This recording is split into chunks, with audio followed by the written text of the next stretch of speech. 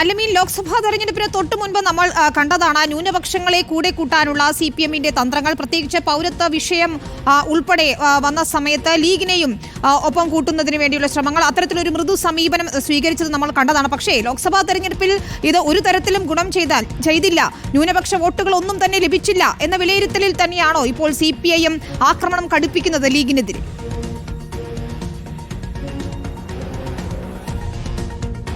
വിരുദ്ധ അഷ്കർ പറഞ്ഞ് അവസാനിപ്പിച്ചിടത്ത് തന്നെ തുടങ്ങേണ്ടി വരും. കാരണം വരാനിരിക്കുന്ന തദ്ദേശ തെരഞ്ഞെടുപ്പും അതിന് പിന്നാലെ വരാനിരിക്കുന്ന നിയമസഭാ തെരഞ്ഞെടുപ്പും അത് മുന്നിൽ കണ്ട് നിലമൊരുക്കുന്ന ഒരു നടപടിയാണ് മുഖ്യമന്ത്രിയുടെ ഈ പ്രസ്താവനകളെന്ന് വിലയിരുത്തേണ്ടി വരും. അതിന് CPM-ന്റെ മൗനസമ്മതവും ഉണ്ട് എന്നുള്ളതാണ് മനസ്സിലാക്കാനാകുന്നത്. കാരണം കഴിഞ്ഞ ലോക്സഭാ തെരഞ്ഞെടുപ്പ് സമയത്തൊക്കെ പൗരത്വ വിഷയത്തിലടക്കം ന്യൂനപക്ഷങ്ങളെ പ്രീണിപ്പിക്കുന്ന സമീപനം CPM നേതൃത്വം സ്വീകരിച്ചു.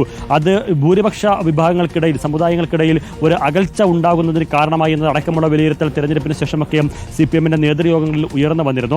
എന്ന് മാത്രമല്ല, പലപ്പോഴായി പല വിഷയങ്ങളിലായി സ്വീകരിച്ച നിലപാടുകൾ, അത് ന്യൂനപക്ഷങ്ങളെ ഒപ്പം ചേർക്കാൻ സ്വീകരിച്ച നിലപാട് അത് ഫലം കണ്ടില്ലെന്ന് മാത്രമല്ല ഭൂരിപക്ഷ വിഭാഗം അകന്നു പോകുന്നതിന് കാരണമായതായും നേതൃത്വം വിലയിരുത്തുന്നുണ്ട്.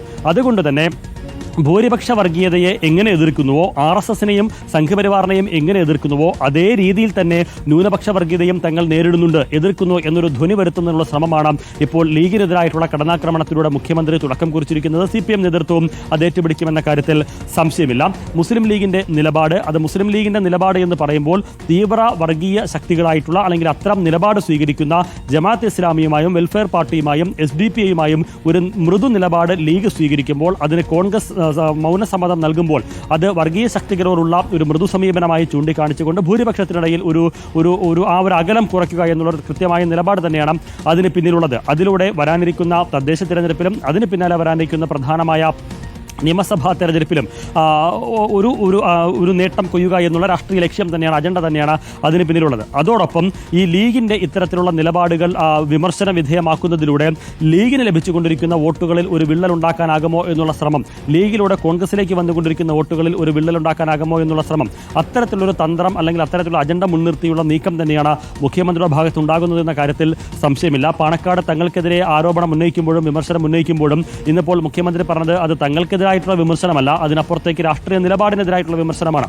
സ്വാഭാവികമായും അതിൽ നിന്ന് നൽകാൻ ഉദ്ദേശിക്കുന്ന ഒരു സന്ദേശം ഈ തീവ്ര ശക്തികളായ അല്ലെങ്കിൽ തീവ്ര വർഗീയ നിലപാടുള്ള സംഘടനകളായി CPM ചൂണ്ടിക്കാണിക്കുന്ന SDPയും അതുപോലെ തന്നെ വെൽഫെയർ പാർട്ടി, ജമാഅത്ത് ഇസ്ലാമി പോലുള്ള സംഘടനകളോട് ലീഗും കോൺഗ്രസും ഒരു വിട്ടുവീഴ്ച ചെയ്യുന്നത് കൊണ്ടാണ് ഞങ്ങൾ ഈ വിധത്തിൽ നിലപാട് സ്വീകരിക്കുന്നത്, അത് ന്യൂനപക്ഷ വർഗീയതയോടുള്ള ഞങ്ങളുടെ നിലപാടിന്റെ ഒരു ഭാഗമാണ് എന്ന ഒരു വരുത്തി തീർക്കലാണ് അതിലൂടെ ഉദ്ദേശിക്കുന്നത്. സ്വാഭാവികമായും ആ കടന്നാക്രമണം, ആ പ്രത്യാക്രമണം വരും ദിവസങ്ങളിലും നമുക്ക് പ്രതീക്ഷിക്കാം. അതിനെ പ്രതിരോധിച്ചുകൊണ്ട് ലീഗോ കോൺഗ്രസ് നേതൃത്വമോ ഒക്കെ രംഗത്ത് വന്നാലും സ്വാഭാവികമായും അതിൽ ചാറിയുള്ള വിമർശനങ്ങൾ, ആരോപണങ്ങൾ, ആക്ഷേപങ്ങൾ, വാക്പോര് വരും ദിവസങ്ങളിലും തുടരും. അത് കേവലം ഉപതെരഞ്ഞെടുപ്പിന്റെ പശ്ചാത്തലത്തിൽ ഉയർന്നു വന്ന ഒരു വിമർശനമോ അതിന്റെ അടിസ്ഥാനത്തിൽ രൂപപ്പെട്ടു വന്ന ഒരു ആരോപണങ്ങളോ അല്ല. അതിനപ്പുറത്തേക്ക് ഞാൻ നേരത്തെ സൂചിപ്പിച്ചതുപോലെ വരാനിരിക്കുന്ന അടുത്ത വർഷമാണെങ്കിൽ പോലും, ഒരു വർഷത്തെ ഗ്യാപ്പ് ഉണ്ടെങ്കിൽ പോലും വരാനിരിക്കുന്ന തദ്ദേശ തെരഞ്ഞെടുപ്പ്, അതിന് പിന്നാലെ വരാനിരിക്കുന്ന നിയമസഭാ തെരഞ്ഞെടുപ്പ്, ആ തെരഞ്ഞെടുപ്പ് ലക്ഷ്യം കണ്ടുള്ള ഒരു കളമൊരുക്കൽ തന്നെയാണ് ഇതിന് പിന്നിലുള്ളത് എന്നുള്ളതാണ് വിലയിരുത്തപ്പെടുന്നത്. വിനിത.